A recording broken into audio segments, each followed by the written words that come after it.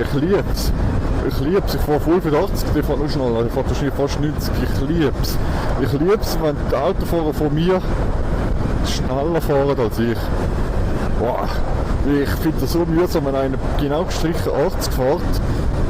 Gut, ich meine, es ist 80 erlaubt, gell? Man sollte ja nicht schneller fahren, aber wir wissen alle selber, dass der Drache zu langsam anzeigt. Jetzt kann man sagen, ja, aber das ist ja auch so, dass er nicht blitzt. Du musst dich ja nicht wundern, wenn du schneller fährst und es blitzt. Nein, aber man müsste mit der Zeit das Fahrzeug kennen, wo man fährt und wissen, hey, was vertreibt es ungefähr.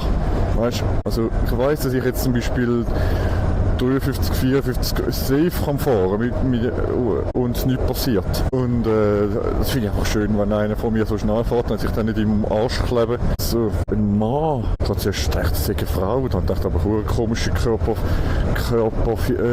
für eine Frau. Nein, der Rollerfahrer hat grüßt und ich auch grüßt. Bin ich behindert, Mann? Nein, Mann, egal. Ich bin voll reingefallen.